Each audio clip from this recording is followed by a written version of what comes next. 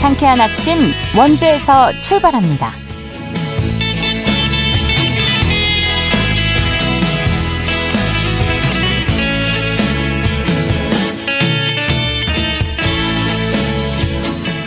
안녕하십니까. 7월 2일 화요일 KBS 원주방송국에서 보내드리는 상쾌한 아침 원주에서 출발합니다. 저는 진행의 이은주입니다. 오늘은 전국에 장맛비가 내리겠습니다. 전라권, 경상권에서 시작한 비가 오전에는 수도권과 강원도로 확대되겠는데요. 돌풍과 천둥, 번개를 동반해 주의하셔야겠습니다. 예상 강수량은 강원 내륙과 산지에 30에서 80mm, 동해안 지역에 20에서 60mm인데요. 미세먼지는 원활한 대기 확산과 강수의 영향으로 전 권역이 좋음 수준 보이겠습니다. 당분간 대부분 해상에 바다 안개가 끼는 곳이 있겠고 특히 섬 지역에는 가시거리 200m 미만의 짙은 안개가 끼는 곳이 있으니까요. 해상 안전에 각별히 주의해 주시기 바랍니다.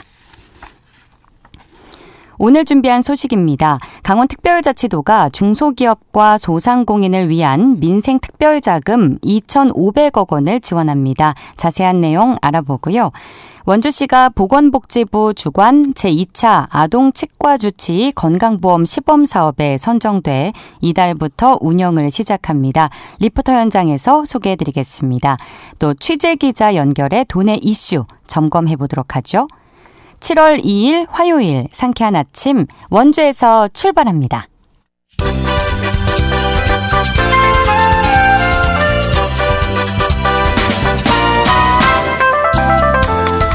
오늘의 뉴스입니다. 전국 언론노동조합 강원지역협의회가 어제 국민의힘 강원도당 앞에서 방송 3법 입법 동참을 요구했습니다. 협의회는 공영방송의 정치적 독립을 보장하기 위한 방송 3법이 오늘 국회 본회의 의결을 앞두고 있다며 이같이 촉구했습니다. 국민의힘은 지난달 성명을 통해 민주당이 방송 3법을 강행 처리한 것은 입법 독재라며 입법 저지 의사를 밝혔습니다.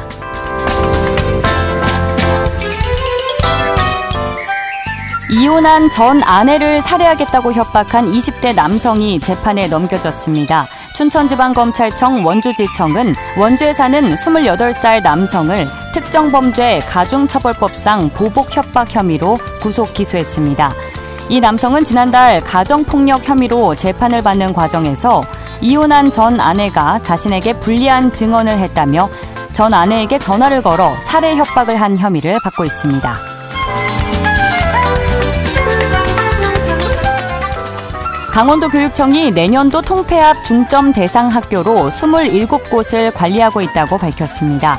학교별로는 초등학교 18곳과 중학교 8곳, 고등학교 1곳으로 분류 기준은 전교생 10명 이하인 본교와 5명 이하 분교장입니다. 강원도 교육청은 통폐합 중점 대상 학교 가운데 실제 통폐합이 추진되는 학교는 다음 달 말쯤에 확정될 예정이라고 밝혔습니다. 오늘의 뉴스였습니다.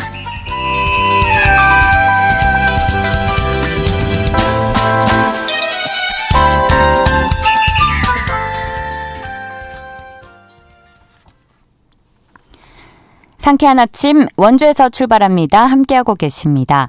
강원특별자치도가 고금리와 내수 침체 장기화로 자금 조달에 어려움을 겪고 있는 중소기업과 소상공인을 위해 최대 2,500억 원의 자금을 투입하는데요. 자세한 내용 강원특별자치도청 한성규 경제정책과장을 연결해 알아보겠습니다. 과장님 안녕하십니까? 네, 안녕하세요. 강원도 경제정책과장 한성규라고 합니다. 네, 강원특별자치도가 올해 하반기 중소기업과 소상공인을 위한 지원책을 마련했죠. 네, 최근 연일 보도되는 뉴스에 따르면요. 고금리, 고물가를 버티지 못해서 폐업을 선택하는 도내 자영업자들이 속출하고 있다고 합니다. 코로나 팬데믹 위기를 겨우 이겨냈지만 경기 불황의 장벽을 넘기는 역부족인 상황이라고 하는데요. 현재 도내 중소기업과 소상공인들의 폐업률은 어떻게 파악되고 있는 상태인가요? 네, 저희가 통계청 자료를 확인해 봤는데요. 네. 2022년 기준으로 보면 강원도의 총사업자, 그러니까 여기에는 법인 사업자하고 일반 과세, 간이과세, 면세 사업자까지 다 포함이 돼 있는데요. 네. 한 28만 7천여 명으로 저희가 보고 있고요. 그리고 폐업자 수는 약 2만 4천여 명. 그래서 폐업률은 약 8.5% 정도로 보고 있는데 이제 최근에 경제 상황이 좋지 않다 보니까 최근에는 폐업률이 더 높을 걸로 저희는 보고 있습니다. 그렇군요. 보니까 강원도 소상공인 대위 변제 건수가 6개월 만에 지난해 연간 수치를 넘겼다고 하고요. 이게 비단 우리 도만의 문제는 아니라고 들었습니다. 1등이 세종시 그리고 저희가 두 번째로 높다고 들었거든요. 예. 이렇게 경영에 어려움을 겪고 있는 자영업자들을 위해서 강원특별자치도가 마련한 경제지원책 하나씩 살펴보도록 하겠습니다. 먼저 희망동행 123 자금 이 3종 세트를 통해서 400억 원을 지원한다고 하는데 어떤 조건으로 대출이 이루어지는지 소개 부탁드립니다. 네. 희망동 123 자금은 세 가지로 구성이 되는데요. 네. 먼저 정책자금 대환대출, 그리고 중저신용자를 위한 문택없애기 자금, 그리고 폐업 취약업종을 위한 버팀목 특별자금으로 구성이 되는데요. 먼저 정책자금 대환대출은 저희가 작년 2월부터 올해 2월까지 냉난방비 긴급자금 대출을 실시했는데요.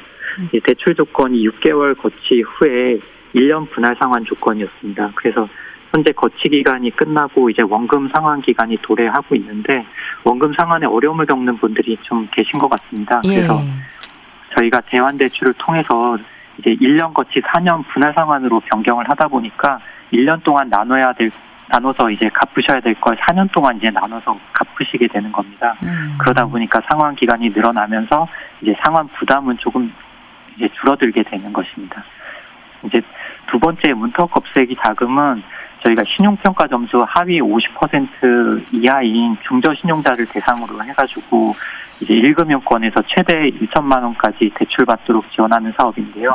예전 같은 경우 이런 분들이 1금융권에서 대출받기가 어려웠는데 저희가 이번에 신용보증 재단하고 같이 이제 사업을 하면서 1금융권에서 조금 더 낮은 금리로 이제 대출을 받을 수 있게 지원해드리는 사업이 되겠습니다. 네. 그리고 마지막으로 버팀목 특별자금은 저희가 최근 3년간 폐업률을 좀 조사를 해봤는데 음식업과 소매업이 좀 높은 걸로 나타났습니다. 네. 그래서 최대 3천만 원까지 이 업종에 계신 분들은 최대 3천만 원까지 대출을 해드리는 자금이 되겠고요.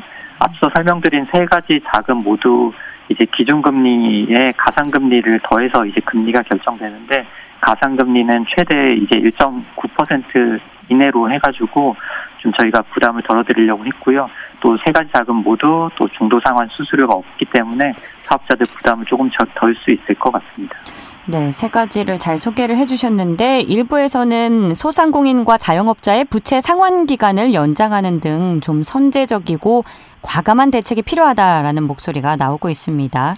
그런데 말씀하신 세 번째 이제 폐업 취약 업종이란 주로 어떤 업종을 이야기하시는지 방금 말씀하신 요식업이랑 이런 부분을 얘기하는 건가요? 네, 맞습니다. 저희가 3년간 폐업률 조사를 해봤더니까 음식률이 한 15% 내외가 나오고요. 네. 그리고 소매업이 13% 내외가 나오는데 최근 3년간에서 1위, 2위, 3위를 이 두 가지 업종이 계속 번갈아 가면서 차지하고 있습니다. 그래서 지금 폐업에 취약한 업종으로 저희가 보고 이번에 버팀목 특별자금으로 지원을 하게 됐습니다. 음식이라고 하면 이제 특정 음식은 아니고 전체적인 네, 부분인 거죠? 예. 알겠습니다. 또 소상공인 경영안정자금으로 800억 원을 7월 8일에 일시 공급하기로 했다고 들었는데요. 이 소상공인 경영안정자금의 대출 규모와 보증 한도도 설명 부탁드립니다. 네, 소상공인 경영안정자금은 저희가 이제 작년부터 대출 규모를 원래 당초에 1,200억이었었는데요. 네. 2,000억까지 저희가 확대를 했습니다. 그래서 올해 상반기에 1,200억 원을 공급을 했고요. 그래서 이번에 하반기에 나머지 800억 원을 공급할 예정입니다. 이 자금은 1인당 대출 규모는 최대 5천만 원까지 저희가 이제 대출을 해드리고요. 근데 은행에서 이제 대출을 받으면 이자를 또 내셔야 되는데 저희가 2년간 이자 2% 하고 또 신용보증재단에 내는 보증수수료 0.8%를 지원을 하고 있습니다. 그리고 앞서 저희가 희망동행자금 설명을 드렸는데요. 거기와 마찬가지로 중도상환 수수료는 없기 때문에 중간에 여유가 되시면 미리 갚으셔도 전혀 수수료 부담은 없습니다. 이 자금을 통해 가지고 현재 고금리랑 소비 침체로 좀 어려움을 겪는 분들이 많이 계신데요. 좀 네. 도움이 되셨으면 좋겠습니다. 정말 그렇습니다. 네, 수수료도 면제해 주려고 하고 있고 다양한 방법을 지금 동원해 주고 계신데 또 1,300억 원이 투입되는 중소기업 육성 자금 또한 기준과 요건이 완화됐다고 들었는데 기준이 어떻게 변화됐는지 궁금하고요. 또 지원 내용은 어떻게 되는지 설명해 주실까요? 네, 중소기업 육성 자금은 이제 크게 세 가지로 보시면 되는데요. 네. 경영 안정 자금, 그리고 창업 및 경쟁력 강화 자금, 특수목적 자금 이렇게 해서 세 가지로 구성이 됩니다. 예. 그 앞에 설명드린 경영 안정 자금, 창업 및 경쟁력 강화 자금은 은행으로부터 이제 직접 대출을 받으시는 건데요. 이렇게 대출을 받게 되면 도에서 2에서 3% 정도 이자를 지원해 드리는 겁니다. 그리고 마지막에 설명드린 특수목적 자금 같은 경우는 이제 도에서 직접 이제 융자를 해 드리는 건데 이 융자 조건이 1.5% 이제 저리로 대출을 해 드리는 걸로 보시면 될 것 같고요.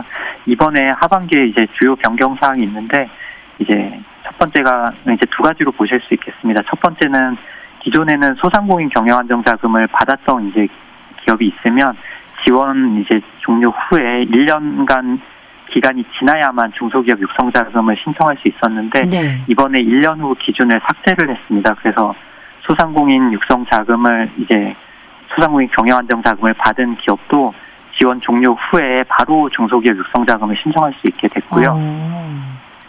이제 두 번째가 관광산업 활성화를 위해서 이제 좀 업종을 저희가 추가했는데 전시, 컨벤션 및 행사 대행업 그리고 자동차 임대업 등을 이제 지원 업종에 추가해가지고 이쪽에 계신 중소기업 이제 사업자분들도 중소기업 육성 자금을 신청할 수 있게 됐습니다.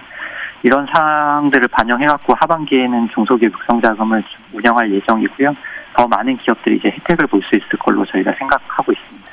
네, 세 가지로 크게 나눠 주셨는데 경영 관련 이제 은행에서 네. 대출을 받으면 도에서 이제 지원을 해주는 방식 그리고 특수 목적은 도에서 직접 융자를 해서 고금리가 문제이기 때문에 저리로 이제 해주신다는 거죠. 예, 그리고 맞습니다. 앞서 두 번째로 말씀하신 창업 관련 부분도 설명을 좀 해주실 수 있으실까요?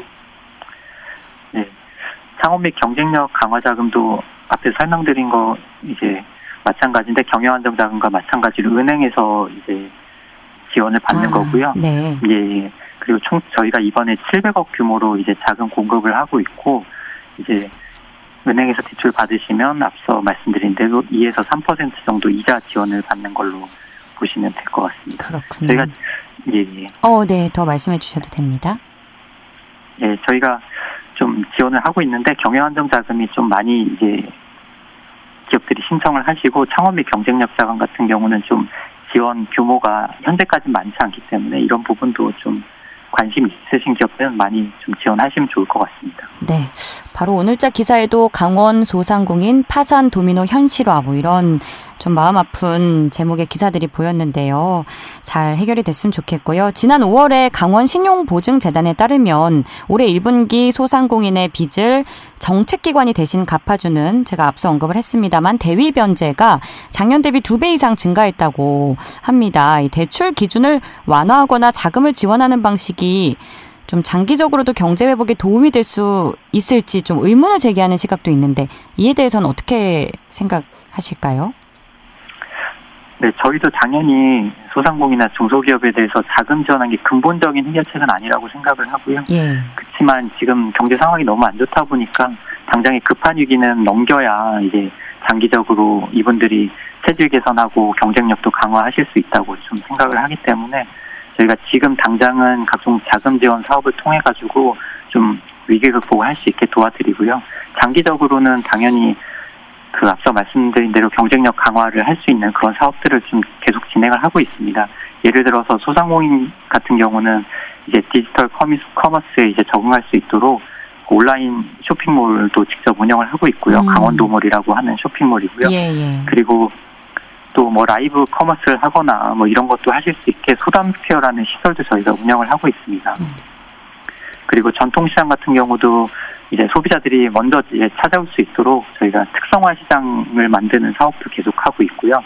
그리고 중소기업 같은 경우도 저희가 강원형 벤처펀드라고 해가지고 유망한 중소기업들에게는 직접 투자도 진행을 하고 있고 또 이 기업들이 내수뿐만 아니라 수출까지 할 수 있도록 수출 판로 개척하는 그런 사업들도 진행을 하고 있습니다. 당연히 단기적으로는 이렇게 경쟁력 강화하는 부분도 진행이 돼야 할 거고요. 그렇지만 지금 어려운 상황이기 때문에 이분들이 좀 어려움을 겪지 않으시게 자금 지원 같은 것도 좀 병행할 필요가 있다고 생각을 합니다. 네, 다양한 지원책을 지금 만들어내주고 계신 것 같은데 이게 세부적으로는 자영업자들마다 좀 다를 것 같은데 어디서 이런 것 좀 체크할 수 있는지 끝으로 알려주시죠. 저희가 사업 진행할 때 주로 이제 강원 특별자치도청 홈페이지나 아니면 강원도 경제진흥원 홈페이지를 통해 정보를 하고 있으니까요.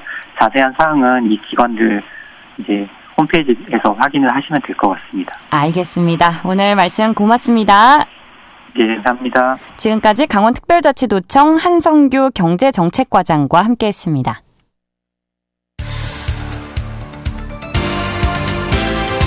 알찬 정보, 생생한 현장의 소식을 전해드립니다.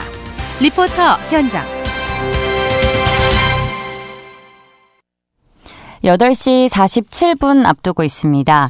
원주시가 도내에서 유일하게 보건복지부가 주관하는 아동 치과 주치 건강보험 시범 사업에 선정됐는데요. 자세한 소식 박다연 리포터가 알려드립니다. 어서 오세요. 네, 안녕하세요. 네, 우선 보건복지부가 주관하는 아동 치과 주치 건강보험 시범 사업 어떤 사업인가요? 네, 아동 치과 주치 건강보험 시범 사업은 관내 초등학생들을 대상으로 주치의로 등록된 치과에 학기마다 정기적으로 방문해 구강건강 상태와 평소 관리 행태 전반을 점검받고 구강건강 관리 교육과 예방 서비스를 받는 제도인데요.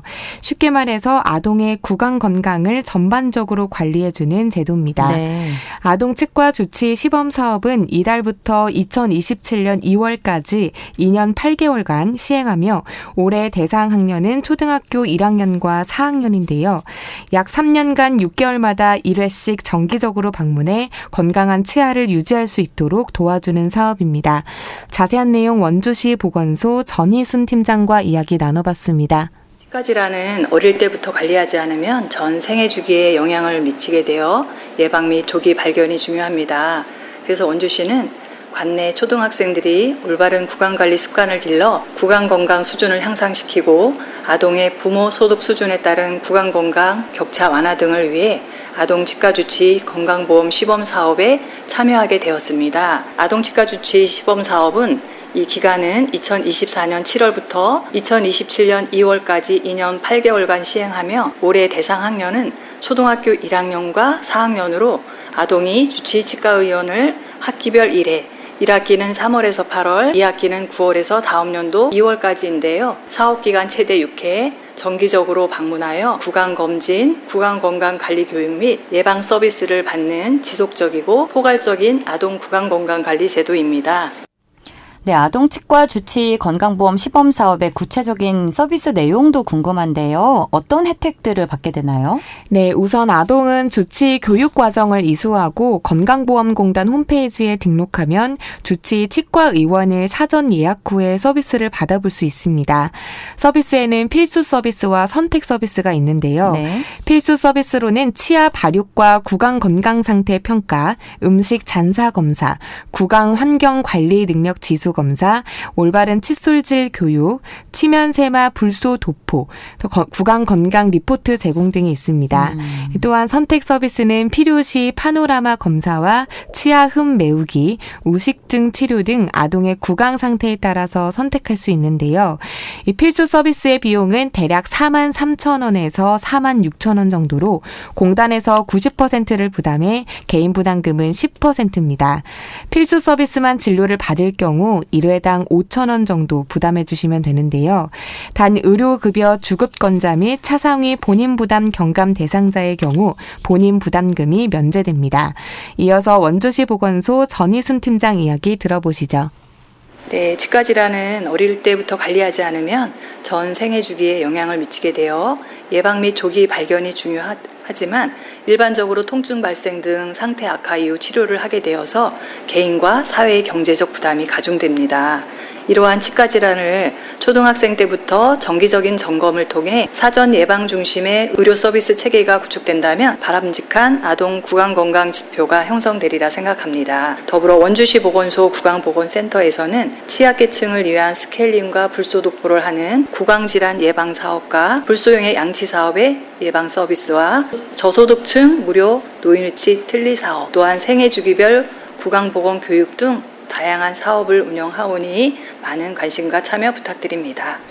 네, 이번 시범사업 운영으로 아이들의 건강한 치아가 유지되길 바라고요. 또 치아 질환을 예방하는 습관도 길러졌으면 좋겠네요. 네, 서비스 지원 대상자는 매년 진급하는 초등학생 1학년과 4학년입니다.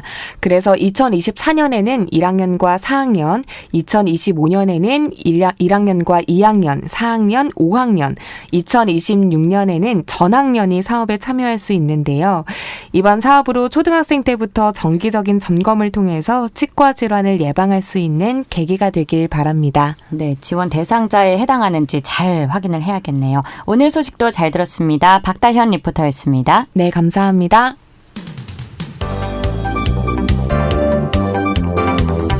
생생한 현장, 유익한 생활 정보를 전해드리겠습니다.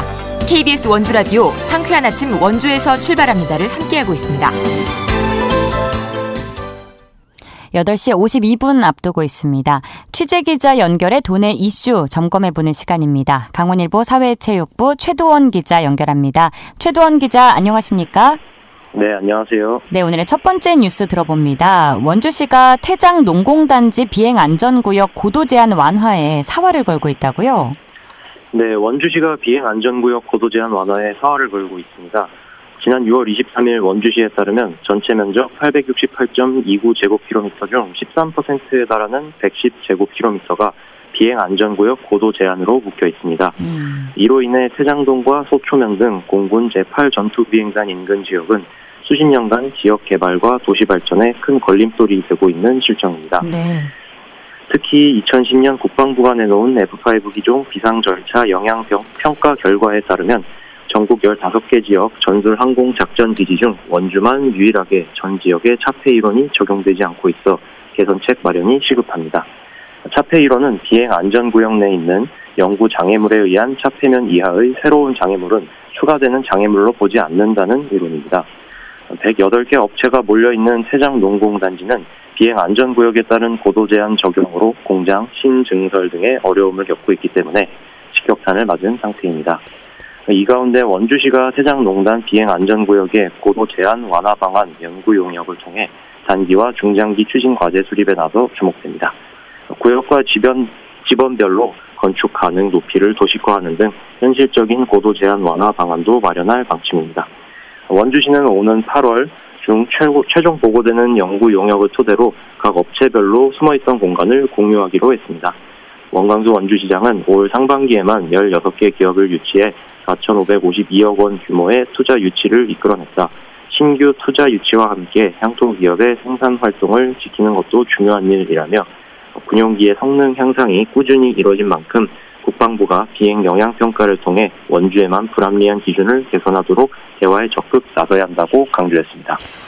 그런데 원주 소초면에는 군 당국이 육군 헬기부대 신설을 추진하는 것으로 알려져서 논란이 불거지고 있다고요? 네, 군 당국이 원주 소초면에 육군 헬기부대 신설을 추진하는 것으로 알려지면서 논란이 불거지고 있습니다. 주민들은 공군 8 전투비행단의 블랙이글 운용에 따라 극심한 소음 피해를 호소하고 있는 상황에서 육군 헬기부대 창설 소식에 강력 반발을 예고했습니다.